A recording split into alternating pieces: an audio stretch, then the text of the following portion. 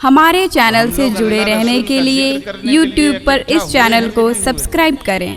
और पैगंबर फरमाते हैं इकट्ठा हो जाती है तो फरिश्ते उनको घेर लेते हैं। आपको दिखाई दे रहा है? जिक्र खुदा और मुस्तफ़ा की महफिल में हम बैठे हैं। पैगंबर का वादा है, उनकी पेशीन गोई है कि बैठोगे तो फरिश्ते तुम्हें घेर लेंगे। तो घेरे हैं कि नहीं घेरे हैं? कि पैगंबर ने ऐसी ही कोई बात ही कह दी है जैसे मोदी 5 साल से कहते चले आ रहे हैं? वैसे तो नहीं कह दिए। वाकई फरिश्तों ने हमें अपने घेरे में ले लिया। और दूसरा काम क्या होता है? गशियतहुमुर रहमा, अल्लाह की रहमत उनको ढक लेती है। अल्लाह की रहमत उनको ढक लेती है, यानी रहमत इलाही का उन पर शामियाना तन जाता है। व नज़लत अलैहिमुस सकीना, और उनके ऊपर सकीना उतरता है, फरिश्तों की जमात उतरती है कि अगर वो उतर जाए तो बेकरार दिलों को करार मिल जाता है। तो उतरी है कि नहीं जमात? दिख रही है? अदृश्य गैर मरई है। हमारी जाहिरी आंखें अल्लाह की रहमत के उन फरिश्तों को देख नहीं सकती, लेकिन हमें उनके वजूद का उससे ज्यादा यकीन है जितने आपके वजूद का। व ज़करहुमुल्लाहु फी मन इंदह, और सबसे बड़ी बात तो ये होती है कि खुदा की बारगाह में जो मुकर्रब बंदे होते हैं उनके बीच अल्लाह इनका जिक्र करता है। देखो खूरी की धरती पर मेरे फुला फुला बंदे रात के 12:15 बजे जो सोने का वक्त है अपनी ख्वाबगाह छोड़ के जिक्र गाह में आ गए। मेरा जिक्र कर रहे हैं, मेरे महबूब का जिक्र कर रहे हैं। इससे बड़ी बात क्या होगी कि बंदों का जिक्र खुद उनका खुदा अपने दरबार में करे। मैंने कुरान की आयत पढ़ी है, वक़दा रब्बुका अल्ला ताबुदू इल्ला इय्या, फैसला है तुम्हारे रब का कि तुम सबकी पूजा नहीं करोगे, करोगे तो केवल अपने रब की पूजा करोगे। है कि नहीं? क़दा रब्बुका अल्ला ताबुदू इल्ला इय्या, फैसला है तुम्हारे रब का कि तुम इबादत करोगे तो सबकी नहीं करोगे, केवल अपने रब की करोगे। क्योंकि पूजा का तन्हा अधिकारी अगर कोई है तो वही है जिसने जमीन पैदा की है, आसमान पैदा किया है, हमें पैदा किया है और आपको पैदा किया है। जो पैदा करने वाला होता है वही इबादत का अधिकारी होता है, और जिसको पैदा करने का इख्तियार नहीं उसको पुजवाने का भी इख्तियार नहीं है कि नहीं है? अल्लाह ने उन काफिरों और मुशरिकों की बड़ी मजम्मत की है जिनको खुद उन्होंने अपने हाथों से बनाया, अब उसी की पूजा करने लगे। ये कैसी उल्टी मंतिक है, कितनी हिमाकत की बात है। अक्ल तो ये कहती है, शरीयत भी यही कहती है, पूजा उसकी करो जिसने तुमको बनाया है। हिमाकत से इंसान उसकी पूजा काहे करता है जिसको इसने खुद बनाया है। अरे जो तुमको बनाया है उसकी पूजा करो, जिसको तुमने बनाया है उसकी पूजा करना तो बेवकूफी की बात है ना। तो अल्लाह कहता है वक़दा रब्बुका अल्ला ताबुदू इल्ला इय्या, फैसला है तुम्हारे रब का कि तुम इबादत करोगे तो सबकी नहीं करोगे, केवल अपने रब की करोगे। और उसके बाद वबिल वालिदैन एहसाना, माँ बाप के साथ अच्छा सलूक करोगे। रब की पूजा करोगे और माँ बाप के साथ अच्छा सलूक करोगे कि माँ बाप की भी पूजा करोगे। बोलिए ना भाई। अरे अल्लाह की मखलूकात में सबसे बड़ी शख्सियत तो रसूल पाक की है।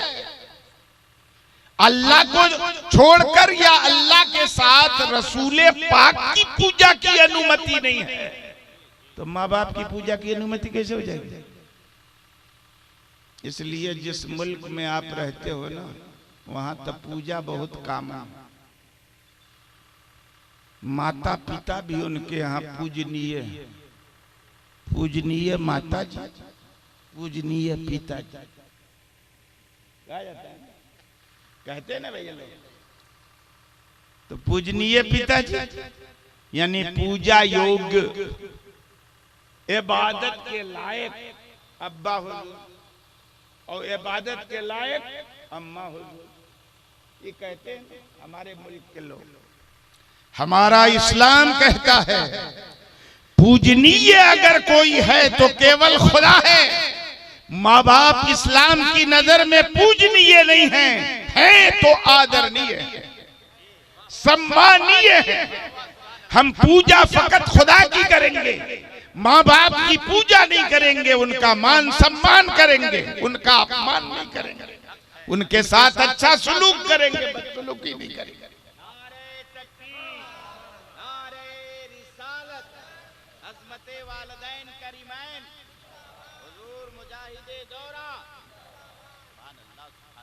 कुरान में सबसे पहले बंदों को जिस बात का आदेश दिया गया है वो किस चीज का दिया गया है?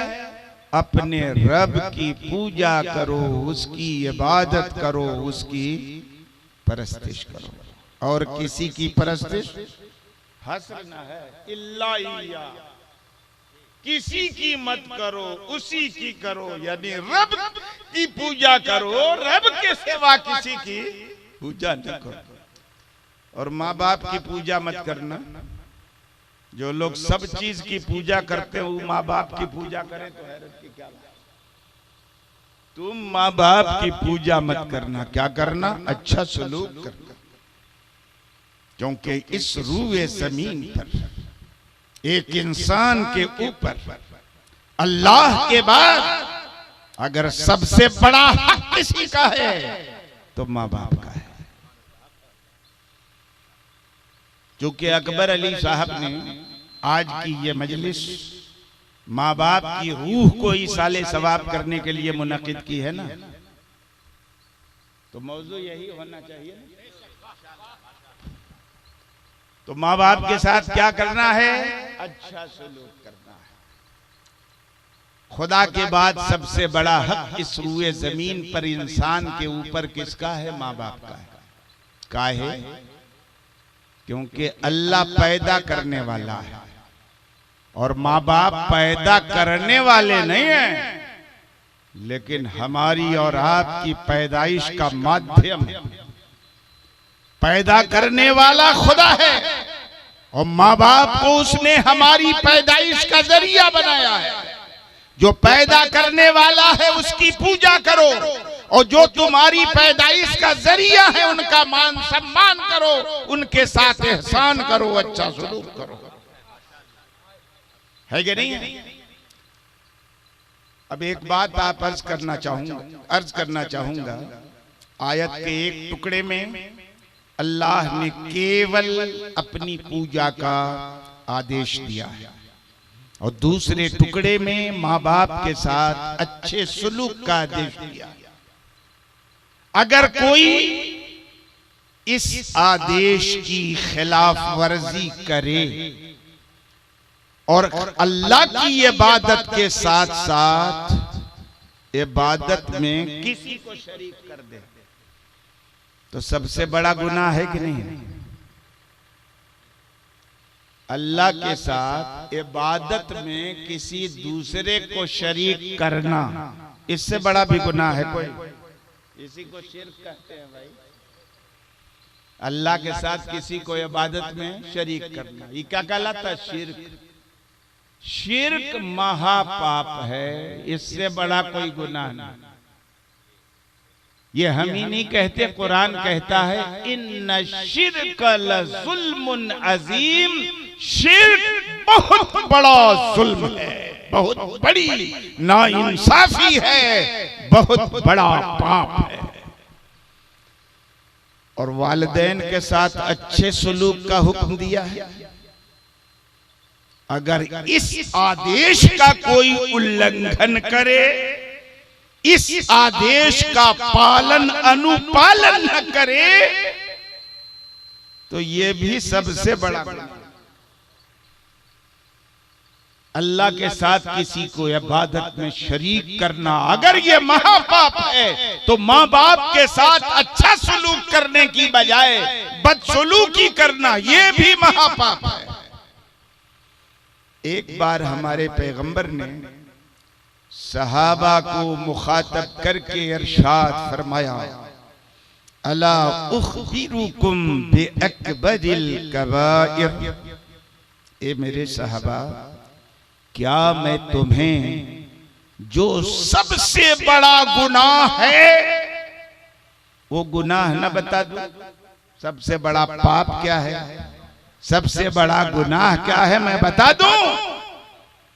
कहा बला बला, कालू बला या रसूल अल्लाह। सहाबा ने क्या कहा? या रसूल अल्लाह, क्यों नहीं, बता दीजिए क्या है महापाप, सबसे बड़ा गुनाह क्या है?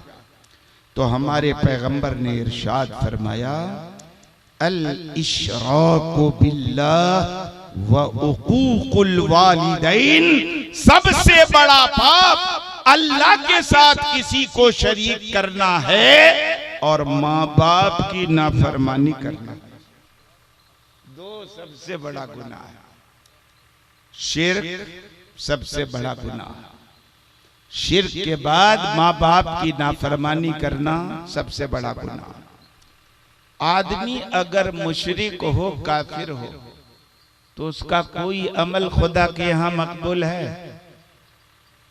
कोई अमल है भाई? जिनके पास ईमान नहीं है, आप देखेंगे कि बहुत सारा पुण्य का काम करते हैं, नेकी करते हैं, जन सेवा का काम करते हैं कि नहीं करते हैं? करते हैं ना। सामूहिक विवाह का कार्यक्रम करना अच्छा काम है कि बुरा काम है? भाई गरीब बच्चियों की शादी करना इज्तिमाई तौर पर क्या हो गया?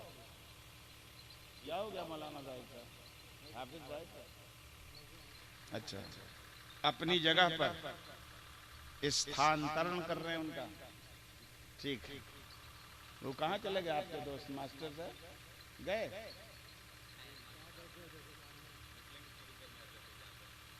अच्छा अच्छा, ठीक है।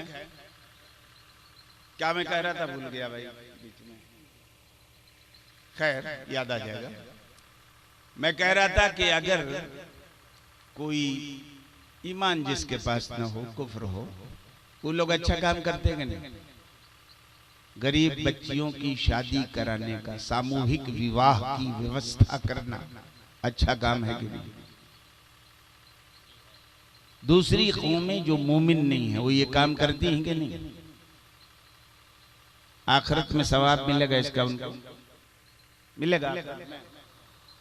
मरने के बाद कोनो सवाब है? बड़े बड़े शहरों में चले जाएं, बड़े बड़े स्टेशनों पे चले जाएं, पियाऊ लगा हुआ है। गर्मी के इन दिनों में मुसाफिरीन ठंडा ठंडा कूल वाटर पीते हैं, फ्री ऑफ चार्ज लगा हुआ है। अच्छा काम है कि नहीं? मरेंगे तो इनका सवाब मिलेगा नहीं? कंबल बांटने वालों की टीम जाड़े की रातों में टहलती है, गाड़ी लेके, कार लेके, कहीं खड़ा कर दिया चौराहे पे, फुटपाथ पे, बेचारे ठंड से ठिठुर रहे, कंबल बांट। अच्छा काम है कि नहीं? ईमान नहीं है तो इसका सवाब मिलेगा नहीं? क्यों? शिर्क इतना बड़ा पाप है अल्लाह के साथ किसी को शरीक करना कि इस पाप के साथ कितनो पुण्य करो अल्लाह के यहाँ मकबूल नहीं है। समझ में आ रही बात की नहीं आ रही? और ठीक इसी तरह से अगर औलाद अपने माता पिता का की नाफरमानी करे, उनके साथ दुर्व्यवहार करे, अच्छा सलूक करने की बजाय बदसलूकी करे, तो ये इतना बड़ा पाप है कि इस पाप के साथ कितनों ने किया करे अल्लाह के यहाँ मकबूल नहीं है। हदीस में मेरे पैगंबर फरमाते हैं कि सलासा ला यक़बलुल्लाहु मिनहुम सरफन वला अदला। 3 आदमी ऐसे हैं अल्लाह रब्बुल इज्जत न उनकी कोई फर्ज इबादत कबूल करता है न नफली इबादत कबूल करता है। 3 आदमी, और उन तीनों में पहला आदमी कौन है? अल-आक है कि नहीं? जो माँ बाप का नाफरमान। ये वो आदमी है कि माँ बाप की नाफरमानी के साथ चाहे फर्ज नमाज पढ़े, जुमा पढ़े, ईदैन पढ़े, हज करे, ज़कात दे, सदका व खैरात करे, कितनों पुण्य का नेकी का काम करे, अल्लाह के यहाँ न कोई फर्ज इबादत मकबूल है ना नफली इबादत मकबूल। शिर्क महापाप, उसके साथ कौनों नेकी खुदा के यहाँ मकबूल नहीं। माँ बाप की नाफरमानी उसके बाद महापाप कि माँ बाप की नाफरमानी के साथ अल्लाह की बारगाह में नाफरमान औलाद की कौनों नेकी खुदा की बारगाह में मकबूल नहीं है। कब तक मकबूल नहीं है? जब तक कि वो अपने हुस्न सुलूक से माफी मांग के अपने गुनाहों की अपने माता पिता के यहाँ क्षमा याचना करके उनको खुश न कर ले, राजी न कर ले, तब तक अल्लाह रब्बुल इज्जत उसकी किसी नेकी को कबूल नहीं करेगा। हमारे पैगंबर फरमाते हैं रिदर रब्बे फी रिदल वालिद व सख्तुर रब्बे फी सख्तिल वालिद। माँ बाप की रजा में खुदा की रजा है और माँ बाप की नाराजगी में खुदा की नाराजगी है। औलाद से अगर माँ बाप खुश हैं तो समझो खुदा खुश है, माँ बाप नाराज हैं तो समझो खुदा नाराज है कि नहीं है? लेकिन मेरे नबी ने क़यामत की निशानियों में एक बड़ी निशानी ये बयान फरमाई है कि क़यामत का वक्त जब करीब आएगा तो माँ बाप की नाफरमानी बढ़ जाएगी, है कि नहीं? आज आप लोगों को लगता है, बड़े मियाँ, आजकल लगता है आपको कि शादी करने के बाद माँ बाप को बच्चे कैसा निगलेक्ट करते हैं? नहीं लगता इनको, इनका बच्चा बहुत है कि नहीं? क़यामत की निशानियों में बड़ी निशानी यह है कि इंसान अपनी बीवी का फरमाबरदार होके जन मुरीद हो जाएगा और माँ बाप की नाफरमानी करके बीवी के मुकाबले में उनको निगलेक्ट करेगा। करेगा कि नहीं करेगा? ऐसा चल रहा है कि नहीं चल रहा? चल रहा है। ये क़यामत की निशानियों में से इस दौर में जरूरी है कि हमारे इस्लाम ने माँ बाप का जो रुतबा बयान किया है, उनके साथ जो अच्छे सलूक की ताकीद की है, उन हदीसों को अपने नौजवान बच्चों को सुनाया जाए। शायद उनके दिल में उनके नबी की बात उतर जाए और माँ की फरमा बरदारी छोड़, नाफरमानी छोड़ के उनके फरमा। जरूरी है कि नहीं इस दौर में ऐसा किया जाए? और याद रखिएगा, माँ बाप दोनों का दर्जा अल्लाह के यहाँ बहुत बड़ा दर्जा है। इतने हुकूक हैं माँ बाप के कि आदमी उनके हुकूक को जिंदगी भर उनकी सेवा करके, खिदमत करके अदा नहीं कर सकता, या कितनों खिदमत करके ये दावा नहीं कर सकता कि मैंने अपने माँ बाप की खिदमत का हक अदा कर दिया। जैसे एक आम इंसान 24 घंटे अल्लाह की इबादत करके ये दावा नहीं कर सकता कि उसने अल्लाह की इबादत का हक अदा कर दिया। कर सकता है? हम लोगों को अल्लाह रब्बुल इज्जत ने न जाने कितनी नेमतें अता फरमाई, और हर नेमत पर अल्लाह का शुक्र अदा करना हम पर वाजिब है कि नहीं वाजिब है? वाजिब है ना। एक हदीस है पैगंबर की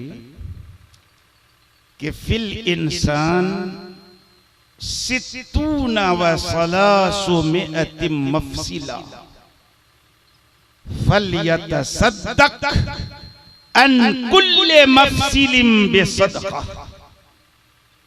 इंसान के जिस्म में 360 जोड़ है, ज्वाइंट 360 जोड़ है। हर आदमी को 360 जोड़ में से हर जोड़ का सदका अदा करना चाहिए। करता है आदमी 360 जोड़ का कर लेगा सदका अदा, और रोज करना चाहिए हर आदमी को। तो कैसे करिएगा? यही सवाल पैगंबर ने जब ये हदीस बयान फरमाई तो सहाबा ने किया था, या रसूल अल्लाह व मन युतीक़ु ज़ालिक। 360 जोड़ हैं आदमी के जिस्म में, सरकार आप फरमा रहे हैं कि हर जोड़ के बदले में एक सदका दो। या रसूल अल्लाह कौन सकेगा? किसको ताकत है इतनी कि 360 जोड़ का सदका दे दे? ये सवाल क्यों होता है? इसलिए होता है कि आम तौर से आदमी समझता है ना कि बिना पैसा निकाले सदका होता ही नहीं। आदमी यही समझता है कि बिना पैसा निकाले कोई जरूरी है कि सदका के लिए पैसे निकालना जरूरी है कि 1 रुपया दे। आजकल तो फकीरों ने 1 रुपया लेता है, 5 रुपया मांगता है कि नहीं? तो 360 सदका देगा तो आदमी सोचता है कि 5-5 रुपया भी फीकस देगा तो 1500 और 60 5 300 1800 रुपया रोज कहां से देगा? है कि नहीं? जनरल सर्विस वाले की भी डेली की तनख्वाह 1800 बनेगी, है कि नहीं? कहां से देगा? दे पाएगा? और नबी ने क्या कहा? 360 जोड़ हैं तुम्हारे जिस्म में, सदका किया करो हर जोड़ का। तो कैसे करिएगा? हक अदा कर पाइएगा अल्लाह का? ये 360 जोड़ खुदा ने बनाए हैं, और एक को जोड़ फंसी, ग्रीस कम हुआ और जोड़ जाम हुआ तो बस खटिया खटिया। बैठे हैं तो उठ नहीं पाएंगे, लेटे हैं तो बैठ नहीं पाएंगे। सब जोड़ का सदका अदा किया करो। कहा कि कौन इसकी ताकत रखता है? कहा अरे क्या समझते हो रुपया पैसा देने से सदका होता है? अपने मुसलमान भाई से मुस्कुरा के मुलाकात कर लो ना, ये भी एक सदका है भाई, है कि नहीं है? आजकल आदमी के पास बहुत पैसा हो गया, लंबी गाड़ी खरीद ली, जा रहा है सड़क पे, एक मुसलमान भाई गरीब फुटपाथ पे सब्जी का ठेला लगाने वाला, सलाम किया, तो कुछ मगरूर इतने होते हैं कि ठेले वाला मुझको सलाम कर, जवाब जैसे तैसे। हालांकि अगर इस ठेले वाले गरीब मुसलमान को ये लंबी गाड़ी वाला अमीर मुसलमान मुस्कुरा के जवाब दे दे तो 100 ग्राम उसका पेट्रोल कम हो गया, क्या डीजल कम हो गया गाड़ी का, जेब से कुछ निकला, मुस्कुराने में कोई खर्चा लगता है। अल्लाह का नबी और अल्लाह के रसूल फरमाते हैं ये सदका।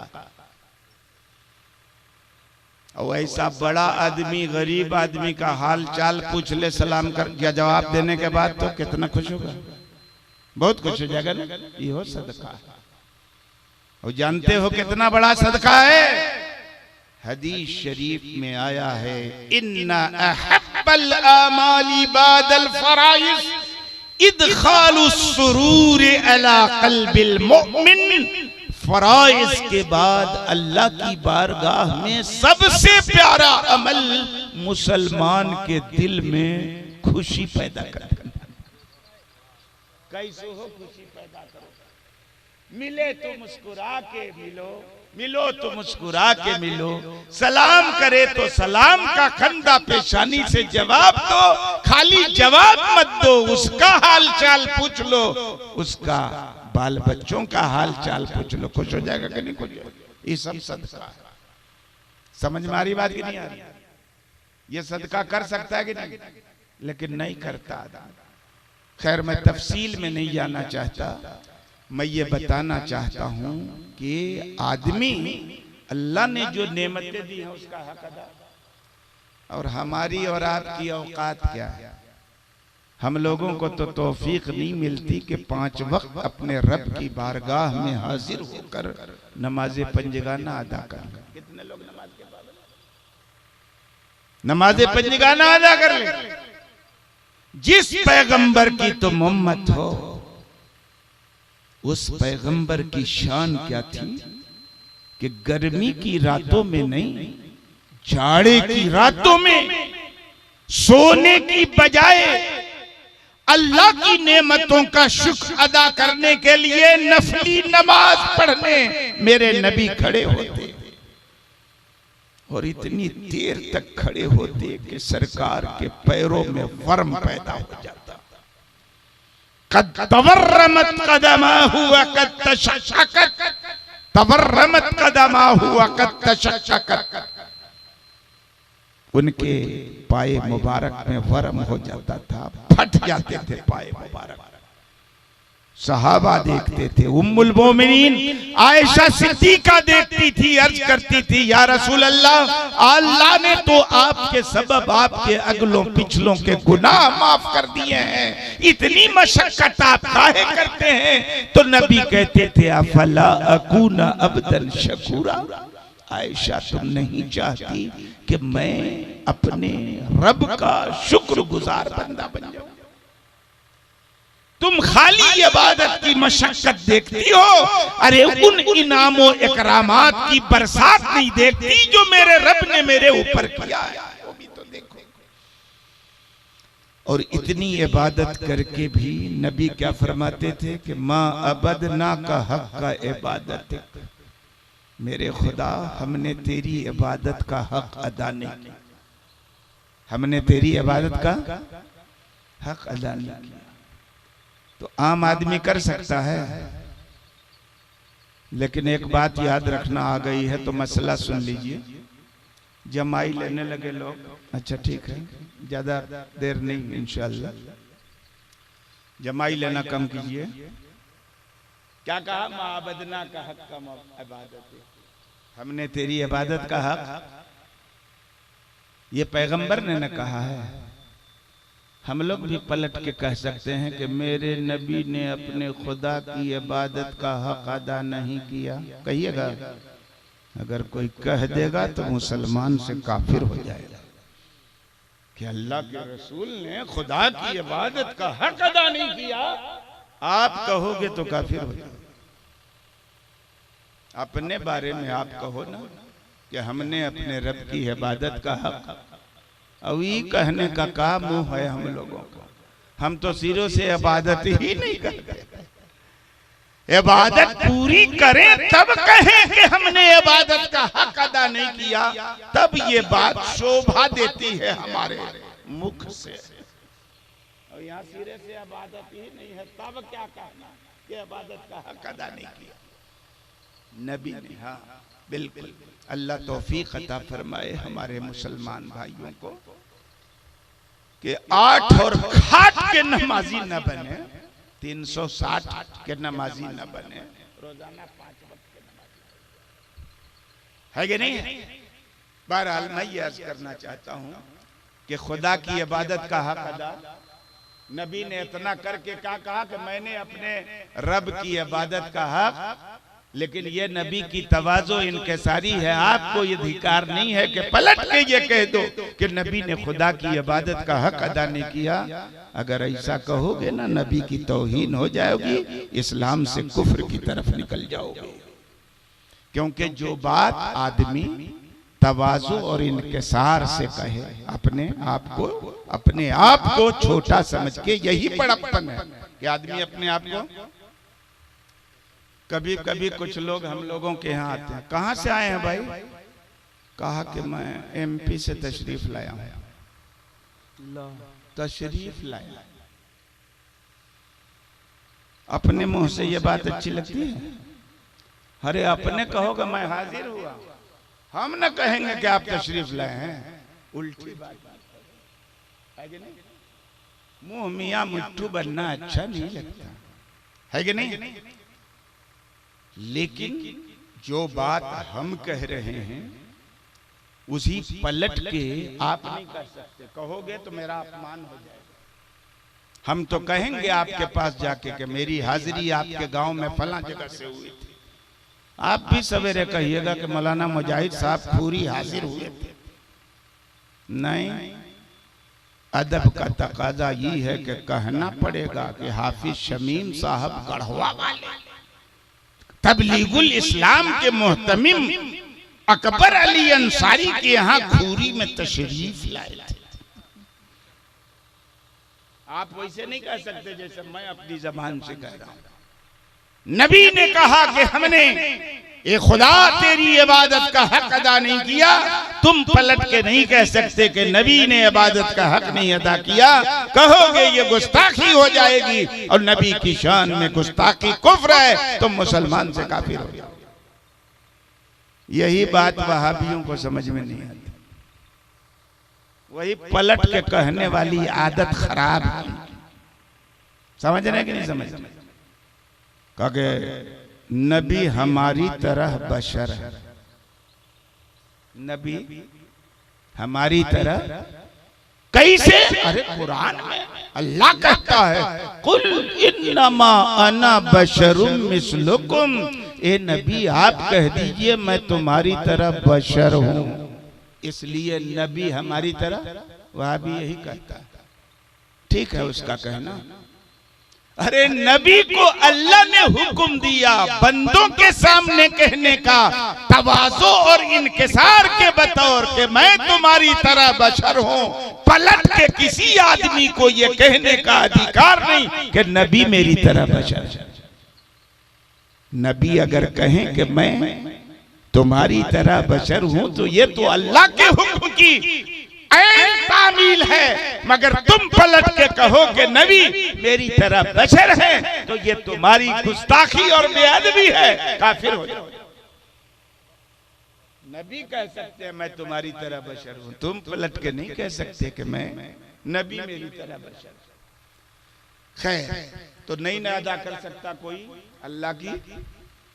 तो और याद रखना, जैसे एक इंसान, इतनी नेमतें हैं खुदा की आदमी के ऊपर, इतने एहसानात हैं खुदा के आदमी के ऊपर कि लाख इबादत करके भी वो खुदा की इबादतों का हक अदा करने का दावा नहीं कर सकता। ठीक उसी तरह से माँ बाप के इतने हुकूक हैं औलाद के ऊपर कि दिन रात उनकी सेवा करके, उनकी खिदमत करके उनका हक अदा नहीं कर सकते। हदीस शरीफ में आया है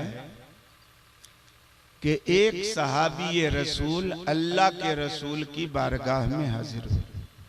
अर्ज किया, या रसूल अल्लाह, मैंने अपनी माँ को सख्त चिलचिलाती हुई धूप में, कंकरीली रेतीली आग की तरह तपती हुई जमीन पर, ऐसी तपती हुई जमीन पर कि अगर उस कंकरीली जमीन पर गोश्त, कच्चे गोश्त का कोई टुकड़ा डाल दिया जाए तो गोश्त पक के खाने के काबिल हो जाए, कबाब बन जाए। सरकार ऐसी शदीद गर्म पथरीली जमीन पर मैंने अपनी माँ को अपने कंधे पे बिठा के मीलों का सफर तय किया है। या रसूल अल्लाह, आप बताएं, क्या मैंने अपनी माँ का हक अदा कर दिया? कर दिया अपनी माँ का हक अदा? तो हमारे पैगंबर ने इरशाद फरमाया, माँ का हक अदा करने की बात करते हो, शायद इतनी मशक्कत उठाने के बाद तुम्हारी माँ ने तुम्हारी पैदाइश के वक्त दर्द के जो झटके से हैं, एक झटके का भी जवाब बन जाए, हो सकता है। हक क्या अदा कर सकता है? माँ बाप के एहसानात का हक कोई औलाद अदा नहीं कर सकती, इतना करके भी। और इसीलिए हमारे पैगंबर से एक सहाबी ने पूछा, मन अहक्कु बिहुस्न सहाबती या रसूल अल्लाह, या रसूल अल्लाह, मेरे अच्छे सुलूक का, जिसके साथ मैं अच्छा व्यवहार करूं, सबसे बड़ा हकदार कौन है मेरे लिए? तो पैगंबर ने फरमाया, बुखारी की हदीस है, उम्मुक, तुम्हारी माँ इस दुनिया में सबसे बड़ी हकदार है इस बात की कि तुम उसके साथ अच्छा सलूक करो। तो एक नंबर पे सबसे बड़ा हकदार कौन है दुनिया में? जिसके साथ अच्छा सलूक करे आदमी, माँ सबसे बड़ी हकदार है। फिर सहाबी रसूल ने पूछा कि या रसूल अल्लाह, पहले नंबर पे तो सबसे बड़ी हकदार माँ है, दूसरे नंबर पे सबसे बड़ी हकदार कौन है?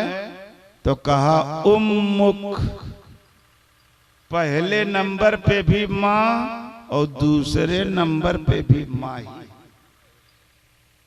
फिर पूछा सुम्मा मन, या रसूल अल्लाह, अच्छा पहले नंबर पर भी माँ ही है, सबसे अच्छे सलूक का हकदार, दूसरे नंबर पे भी माँ ही है, सबसे अच्छे सलूक का हकदार, तीसरे नंबर पे सबसे बड़ा हकदार कौन है? कहा उम्मुक, तुम्हारी माँ है तीसरे नंबर पर। कितना बड़ा दर्जा है माँ का। और जब चौथे नंबर पर सहाबी ने पूछा सुम्मा मन, फिर चौथे नंबर पे बड़ा हकदार कौन है? कहा अबूक, फिर तुम्हारा बाप। यानी 1 से लेकर 3 नंबर तक सीरियल नंबर माँ का है। अच्छे सलूक का सबसे बड़ी हकदार कौन है? माँ। और चौथे नंबर पे कौन है? और इसीलिए उलमा ने फरमाया कि औलाद के ऊपर बाप का सिंगल हक और माँ का ट्रिपल यानी तेहरा हक है। एक कहरा हक बाप का और माँ का कितना हक? तेहरा। तो माँ से बड़ा दर्जा बाप का है। कैसे? माँ बहनें खुश हो जाएंगी, आप लोग नाराज हो जाएगा। कमाए हम, खिलाए हम, रात दिन एक करके घर बनाए हम, बेगम ठाट से घर में रहे, सारी कमाई मेरी, मेरा दर्जा चौथा, 3 नंबर तक लगातार उसी का। ऐसा है नहीं। हमारे उलमा ने कहा कि सुनो, औलाद पर माँ बाप की तेहरी खिदमत का हक है। क्या खिदमत? और बाप की भले कहरी खिदमत का हक है, लेकिन जहां तक मान सम्मान ताजीम और एहतराम की बात है तो माँ से भी ऊंचा दर्जा बाप का है कि नहीं है? खिदमत में माँ एक नंबर पर और एहतराम और इज्जत में बाप एक नंबर है कि नहीं है? क्योंकि माँ केवल अपनी औलाद का हाकिम है, लेकिन जो बाप है ये अपनी औलाद का भी हाकिम है, और औलाद की जो माता जी है ना उनका भी हाकिम है, पति है कि नहीं है? सरताज है। तो माँ औलाद, माँ किसका हाकिम? औलाद का। बापों का हाकिम है? नहीं, मर्द हाकिम होता है, औरत हाकिम नहीं होती है मर्द की। और रिजालो कव्वामून अलन निसा, शौहर बीवियों के हाकिम है। कि बीवी भी हाकिम है शौहर की। अगर ऐसा हो जाए ना तो यही क़यामत की निशानी कि बीवी शौहर पे हुकूमत करे। बीवी की अगर शौहर पे हुकूमत हो जाए ना तो तुरंत सास ससुर का घर छोड़ के कलकत्ता ले जाएगी। छोड़ो इन बुढ़ा बुढ़ी को, चलो कलकत्ता चले, चलो बंबई चले, है कि नहीं? शौहर हाकिम होता है, बीवी महबूब होती है, बाप औलाद का भी हाकिम है और औलाद की माँ का भी हाकिम है। माँ केवल अपने औलाद का हाकिम है, औलाद के पिताजी का हाकिम नहीं है, उसकी महकूम है। तो खिदमत भले माँ की ज्यादा है, मगर इज्जत किसको ज्यादा करनी है? बाप औलाद को, बाप को करनी। खिदमत में माँ ज्यादा और इज्जत में कौन ज्यादा? एहतराम में बाप ज्यादा। तो ले दे के सब बराबर है। इस्लाम ना इंसाफी वाला मजहब नहीं है, सबका सबकी हैसियत के मुताबिक मान सम्मान का आदेश देता है इस्लाम। ठीक है?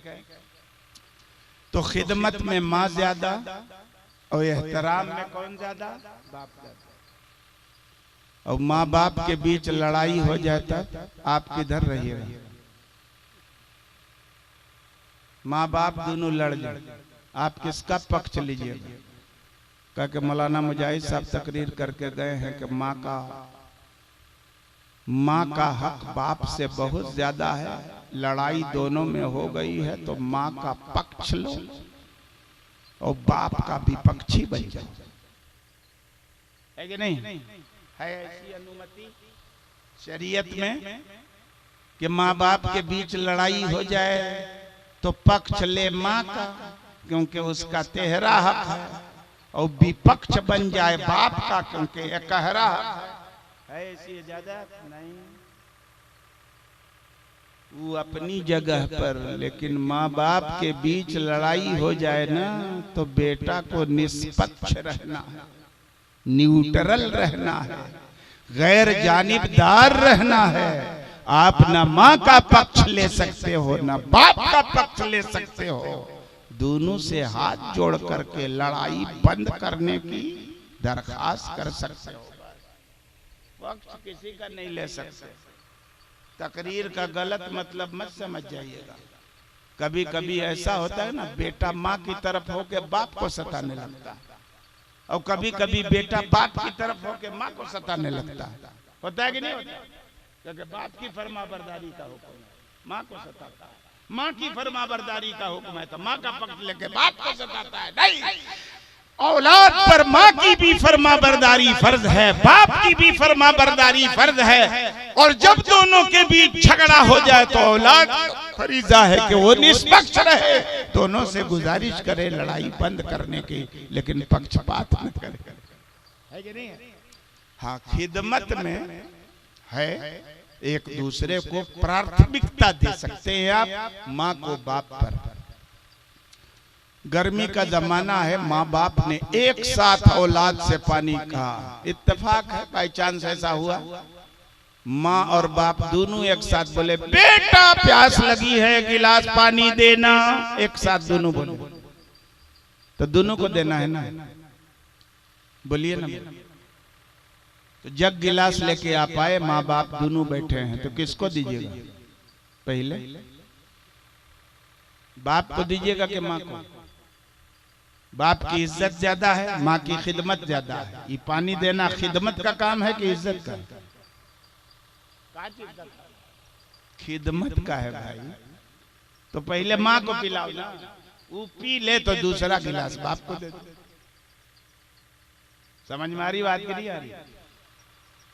और दोनों थक गए हैं, दोनों का पैर दबाना है, तो पहले किसको ठीक करना है? माँ का पैर पहले दबाओ, बाप का बाद में। खिदमत में माँ 1 नंबर पे है, बाप 2 नंबर पे। समझ में आ रही बात की नहीं आ रही? पैसा देना हुआ माँ बाप दोनों को, कितना देते हैं आप लोग? जितनी जरूरत हो उतना देना है। कमा रहे हैं अगर आप ना, अब खुद एक कल्लास है तो का दीजिएगा? अपने जेब में फूटी कौड़ी नहीं है तो माँ बाप को दीजिएगा? अगर माँ बाप को देना है आपको, तो अब इसमें कोई फर्क नहीं है, माँ को जितनी जरूरत है उतना देना पड़ेगा। उसका कोई परसेंटेज नहीं है अपनी कमाई के, इतना प्रतिशत दे के चुप, अब माँ मर जाए को पैसा नहीं देना, ऐसा है नहीं। माँ की खिदमत में अगर पूरी कमाई की जरूरत हो तो बेटा पर फर्ज है कि अपनी पूरी कमाई माँ पर लगा दे। बाप को तुम्हारी 100% कमाई की जरूरत है, बेटे की जिम्मेदारी है कि बाप पर अपनी पूरी कमाई खर्च कर दे। लेकिन फर्ज कीजिए माँ बाप दोनों पेंशनर हैं, दोनों की सर्विस थी, रिटायर हो गए, इतना पैसा मिल रहा है कि खा भी रहे हैं, बच भी रहे, तो उनको आपकी कमाई की जरूरत है। लेकिन माँ बाप कितनों कमाए? बेटा अगर 25 रुपये का आइसक्रीम भी बाप को ले दे तो भले लाखों का बैलेंस है उसके पास, 25 रुपये की आइसक्रीम की औकात क्या है, लेकिन ला के दे देता है तो रूह खुश हो जाती है, बेटा लाया। हमारी भी रूह खुश हो जाती है। लड़के अक्सर लाते हैं हमारे लिए आइसक्रीम, मुझको बहुत पसंद है। और जब आवाज फंस जाती है तो लोग चाय पीते हैं, मैं आइसक्रीम खाता हूँ। आइसक्रीम खाने से मेरी आवाज खुल जाती है, तो मेरे बच्चे समझते हैं कि अब्बू को आइसक्रीम बहुत पसंद है। तो कभी तो पैसा देके हम मंगाते हैं, लेकिन अक्सर हमारा बेटा ले आता है। कोई चीज नहीं लगा हमको, लन फन चीज हम खाते नहीं, आइसक्रीम लाता है, रूह खुश हो जाती है। काहे? मेरे पास पैसा नहीं है। वो लोग जितना कमाते हैं अभी मैं ज्यादा, उससे ज्यादा कमाता, लेकिन आदमी औलाद ला के देता अपनी मर्जी से। बाप को बनियान ला के दे दे, कुर्ता पैजामा ला के दे दे तो रूह खुश हो जाती है। बाप की भले है इसके पास, मगर बेटा के दिए हुए हदिये की बातें अलग है, नहीं खुश है ना हुजूरे वाला। तो मैं अर्ज करना चाहता हूं कि जरूरत नहीं है देना है तो कितना दीजिएगा? 100 रुपया मान लीजिए एक्स्ट्रा बचा, माँ बाप के बीच बांटना है 100 रुपया, तो कितना दीजिएगा? 50-50। तरीका शरीयत का क्या है? कितना दीजिएगा आप अपने मन से बताइए। मन से तो यही लगेगा कि 2.50 का करके 50 रुपया माँ को दे दो, 50 रुपया अब्बू आइसक्रीम खा लीजिएगा, अम्मी आइसक्रीम खा लीजिएगा, यही ना? नहीं, शरीयत कहती है नहीं, हक के खिदमत में माँ तीन तेहरा हक है उसका, और बाप का एक कहरा है, तो 75 रुपया माँ को, 25 रुपया बाप। नाइंसाफी नहीं होगी माँ बाप की। एकदम इंसाफ के मुताबिक यही है कि 75 रुपया माँ को दो, 25 रुपया बाप को। ये कब? जब उनको आपकी जरूरत ना हो, आप अपनी खुशी से गिफ्ट करना चाहते हो, और जरूरत हो तब कोनो लिमिट नहीं है। जितनी जरूरत माँ को उतना देना पड़ेगा, जितनी जरूरत बाप को उतना देना पड़ेगा। नबी का फरमान है औलाद के लिए, अंत व मालो का ले अभी, तू भी तेरे बाप का और तेरी कमाई तेरा माल भी तेरे बाप का, सब बाप का है। तो जितनी जरूरत पड़ेगी उतना देना पड़ेगा। लेकिन स्वेच्छा से अपने इख्तियार से गिफ्ट करना है माँ बाप को, तो दोनों को बराबर दोगे तब कोई बात नहीं है। लेकिन बेहतर ये है कि 75 रुपया माँ को, 13 25 दिया 75, 11 25 रुपया बाप को, कोनो गुनाह नहीं है। यही तरीका है कि नहीं है? अच्छी बात है। अब एक बात और मैं बताऊं आपको कि अक्सर होता यह है कि आदमी के पास जब कोई नेमत होती है ना, अकबर अली साहब कहाँ चले गए थे, तो जब तक नेमत रहेगी तब उसकी कीमत नहीं मालूम होती है, और नेमत छिन जाए तब पता लगता है कि अरे बाप कितनी बड़ी कीमत है। एक भिखमंगा गया सेठ के पास, कुछ नहीं है मेरे पास, अल्लाह के नाम पर 1 रुपया दे दो।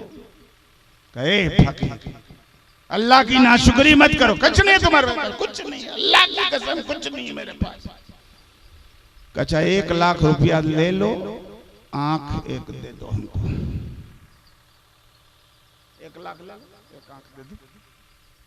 कहे नहीं दूंगा। कचा 2 लाख ला, नहीं। कितना लाख बढ़ा दिया। अच्छा आंख नहीं दोगे, 1 हाथ काट के दे दो। 1 लाख ले लो, 1 हाथ दे दो। कहे नहीं, 1 लाख ले लो, अच्छा दूसरा हाथ दे दो, पैर दे दो, कुछ मांगा उसने। कह रहे नाशुक्रे, अल्लाह ने तुम्हारे जिस्म के अंदर जो नेमतें रखी हैं, सही आजाद वो सालिम आजाद तुझको अता किए हैं, अगर तू कीमत लगाना चाहेगा तो सब ये अनमोल हैं। दुनिया के खजानों में इतनी कैपेसिटी नहीं कि सर से लेकर पैर तक अल्लाह रब्बुल इज्जत ने तुम्हें जो नेमतें अदा की हैं उसकी कोई कीमत चुका सके। नाशुक्री करता, कुछ नहीं दिया, है कि नहीं है? हाँ, तो मेरे कहने का मतलब ये है कि जब छीन जाती है ना तब एहसास होता है। पैर है का अंदाजा है कीमत का, अब काट ले कोई तब पता चलेगा कि कितनी बड़ी नेमत है। तो ऐसी माँ बाप अल्लाह की बहुत बड़ी नेमत है औलाद के लिए। लेकिन अक्सर ये होता है कि जब तक ये नेमत घर में मौजूद रहती है ना तो बोझ मालूम होती है। बुढ़िया को अल्लाह कब अल्लाह उठाएगा कि हम लोग मियाँ बीबी फ्री माहौल में रह सकते। नहीं समझे? ऐसे ऐसे भी नालायक होते हैं, है कि नहीं? और इन्हीं नाकदरों की माँ बाप का जब इंतकाल हो जाता है तब इनको एहसास होता है कि माँ बाप की शक्ल में अल्लाह रब्बुल इज्जत ने हमें कितनी बड़ी नेमत अता फरमाई, उसको भी एहसास होता कि नहीं होता? लेकिन अब पछतावत का होत है जब चिड़िया चुग गई खेत। इंतकाल हो गया, अब क्या करोगे? लेकिन नहीं, अब भी गुंजाइश। तब तक नहीं चेते थे, अब माँ बाप का विसाल हो गया, अब भी गुंजाइश है कि तुम उन नेमतों की कदर करो, उन नेमतों का हक अदा करो। जिंदा थे नहीं किया, मर गए हैं, अब हक अदा करो, है कि नहीं? हमारे पैगंबर की बारगाह में एक सहाबी रसूल हाजिर हुए, अर्ज किया या रसूल अल्लाह, मेरे माँ बाप दोनों का इंतकाल हो चुका है, तो क्या अब भी कोई ऐसी सूरत है कि मैं उनकी फरमाबरदारी कर सकूं, उनके साथ हुस्ने सुलूक कर सकूं? कहा कि एक नहीं 3 तरीका है माँ बाप के साथ मौत के बाद हुस्ने सुलूक करना। क्या तरीका है? 3 तरीका। नंबर 1, अस्सलातु अलैहिमा वल इस्तिग़फ़ारु लहुमा। माँ बाप का इंतकाल हो जाए ना तो नमाज़े जनाजा पढ़ के अल्लाह की बारगाह में उनकी बख्शिश मग़फ़िरत के लिए दुआ करो। भले माँ बाप मर गए हैं, मरने के बाद उनकी नमाज़े जनाजा पढ़ के तुमने उनके लिए माँ बाप की फरमाबरदारी है कि नहीं है? यही काम ना अकबर अली अंसारी साहब ने किया है? अंसारी है ना भाई, कौन दूसरी बिरादरी नहीं ना है? तो खुश हो जाइए, हमारी बिरादरी के हैं। हाँ, हमारी भी बिरादरी वही है, हाफिज जी की भी बिरादरी वही है। अब दूसरी बिरादरी के हैं, बस वो खत्म हो गया, खत्म हो गया। ठीक है।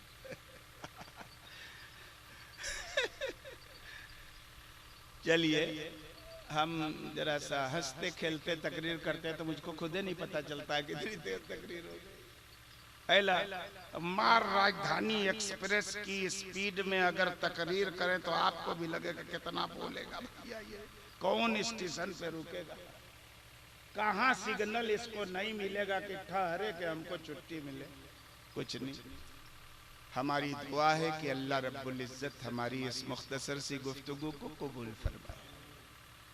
ये हमारे हाथ में आखिरी बात एक किताब है, नाम क्या है इसका? दीनी मोहब्बत। दीनी मोहब्बत। इस्लाम में अल्लाह के लिए मोहब्बत करना और अल्लाह के लिए दुश्मनी करना किसी से बहुत बड़ी नेकी है, बहुत बड़ी।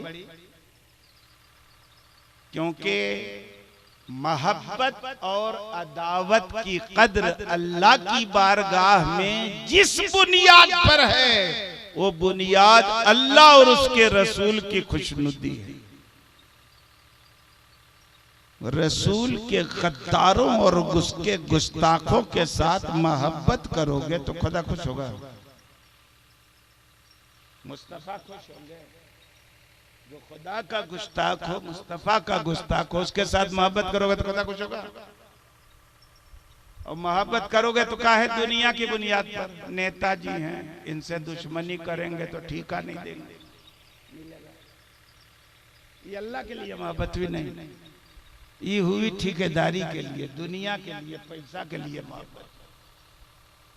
एक आदमी मुसलमान है, सुन्नी सहीहुल अकीदा मुसलमान है, उससे तुम्हारा कोई मतलब ना हो, कोई अपना स्वार्थ ना हो, अल्लाह के लिए मोहब्बत करो, ये बहुत बड़ी नेकी है खुदा के। और तुम्हारा कितना बड़ा दोस्त हो, कितनो करीबी हो, अजीज हो, सगा संबंधी हो, रिश्तेदार हो, अगर अल्लाह का रसूलुल्लाह का गद्दार हो जाए तो सारे रिश्तों को काट कर उससे दुश्मनी करो, ये अल्लाह के लिए दुश्मनी, ये अल्लाह को बहुत पसंद है। हमारे आला हजरत ने कहा, दुश्मन अहमद पे शिद्दत कीजिए, मुल्हिदों की क्या मुरव्वत कीजिए।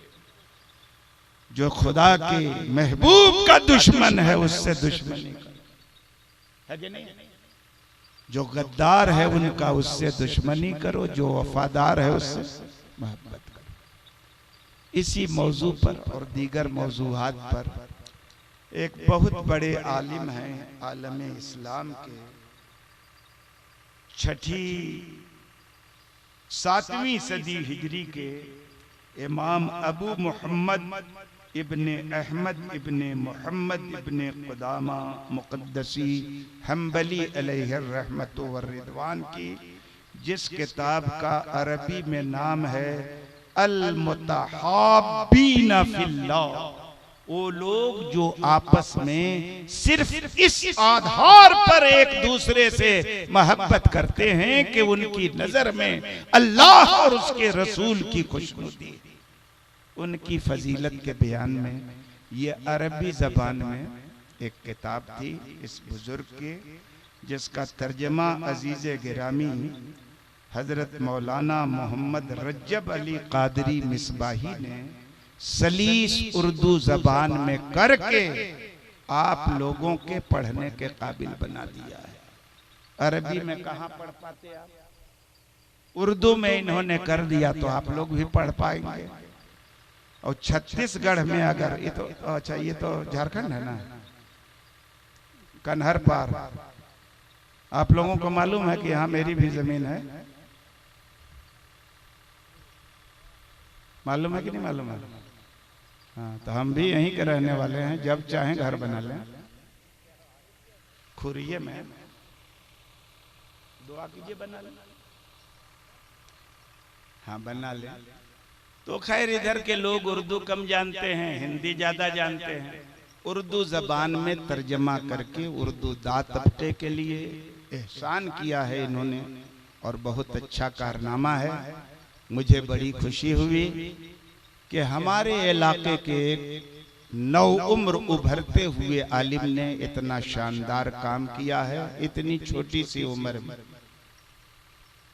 हमारी परवरदिगार से दुआ है कि अल्लाह रब्बुल इज्जत अपने हबीब के सदक़े में उनकी इस पहली कोशिश को कबूलियत के शरफ से नवाजे और उन्हें तौफीक अता फरमाए कि वो मजीद दीनी इस्लाही लोगों के लिए मुफीद किताबें लिख कर छापते रहें और आपको फायदा पहुंचाते रहें।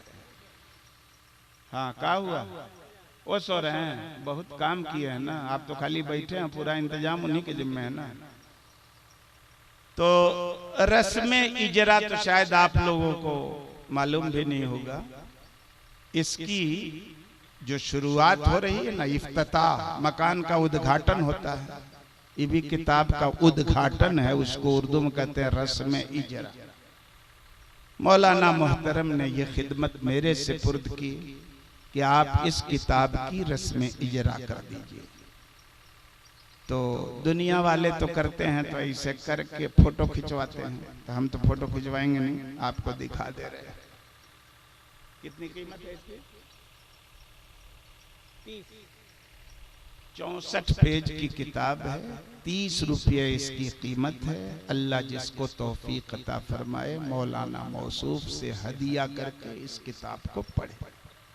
आखिर में दुआ है कि अल्लाह रब्बुल इज्जत अपने हबीब के सदक़े में अकबर अली अंसारी साहब ने अपने माँ बाप और जिन जिन की रूह को ईसाले सवाब के लिए खुदा और मुस्तफ़ा के जिक्र की ये नूरानी महफिल मुनक़िद की है, अल्लाह रब्बुल इज्जत उनके कब्रों में अपनी रहमतों की बरसात फरमाए, उनको इसका सवाब अता फरमाए, करवट करवट जन्नत नसीब फरमाए। और अकबर अली अंसारी साहब को माँ बाप के इंतकाल के बाद उनके साथ जो ये हुस्न सुलूक है, अल्लाह अपनी बारगाह में कबूल फरमाए। आमीन व आखिर दावाना अल्हम्दुलिल्लाह।